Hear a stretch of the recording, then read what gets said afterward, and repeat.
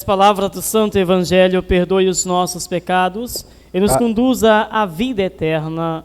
Amém. Queridos irmãos e irmãs, celebrando esta segunda-feira da quinta semana da Páscoa, segunda noitada em honra a Nossa Senhora de Fátima, os motivos de render graças e bendizer a Ele pela nossa vida são tantos e muitos, principalmente de o reconhecê-lo como Deus, o reconhecê-lo como Mestre, aquele que realiza nas vidas de muita gente milagres. Da primeira leitura dos Atos dos Apóstolos, nós ouvimos novamente esses discípulos, Paulo e Barnabé, atingindo as pessoas mais longínquas, necessitadas de cura, de bênção e de graças. Porque é esta a missão de nosso Deus: curar-nos, libertar-nos e salvar-nos. Aqueles que entendem, aqueles que compreendem, recebem do próprio Deus a cura e a libertação. E nós também hoje somos convidados a crer fielmente neste Deus. E aqui no relato da primeira leitura nós ouvimos que mesmo diante da graça de Deus, do milagre de Deus por meio desses grandes missionários da fé, missionários do amor de Deus, aquele povo, diz a palavra, que ainda não entenderam. Ainda achavam que Paulo e Barnabé eram outros deuses, eram deuses pagãos. Como nós ouvimos na palavra, eles diziam, chamavam eles de Júpiter, de Mercúrio, e eles não eram essas pessoas. Por isso, a palavra diz que eles rasgaram as vestes, não aceitando essa interpretação, correram diante deles e disseram: ei, não é bem assim que funciona, não somos essas pessoas, nós somos de Deus. O que aconteceu aqui, o milagre que aconteceu aqui nesse momento, foi graça de Deus, acreditem. E a mesma palavra também é dita para nós hoje. Quantas das vezes nós não recebemos graças de Deus e ainda nós não reconhecemos?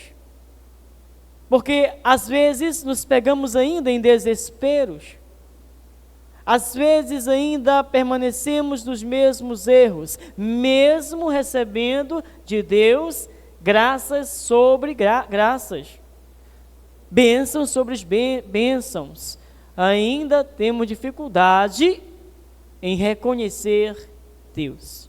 Por isso é preciso que nós abramos de fato o nosso coração para acolher Jesus, para receber Jesus.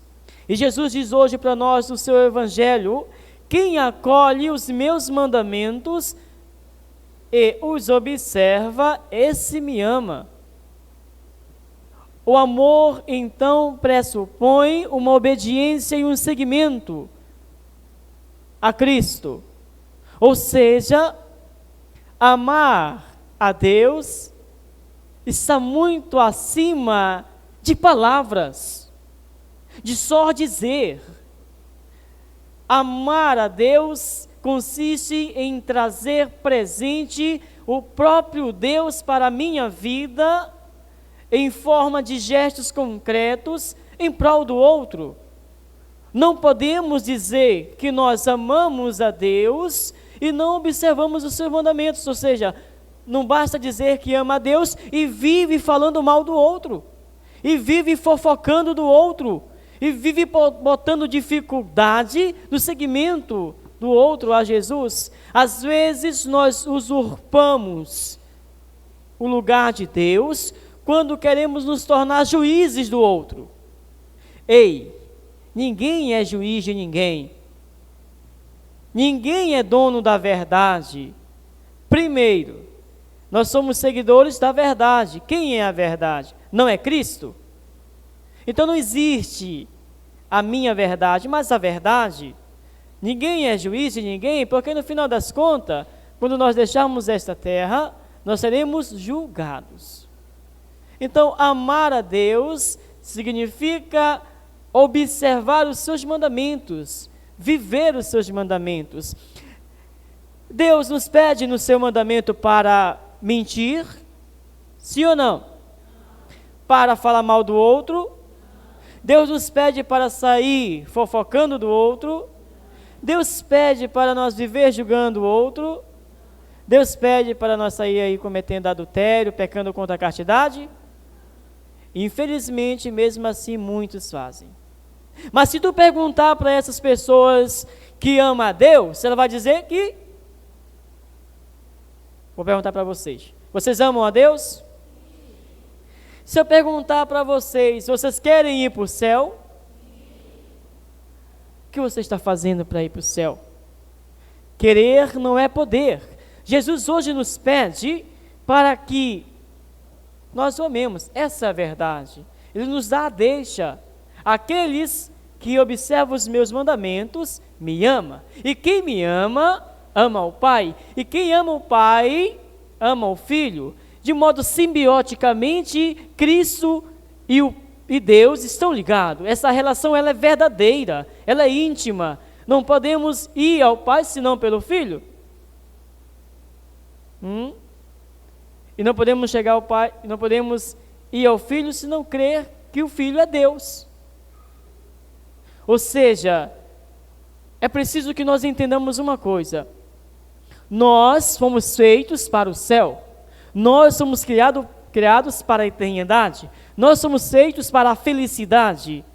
No entanto, às vezes, nós podemos perder este céu, essa eternidade, se nós não buscarmos vivermos Jesus aqui na terra.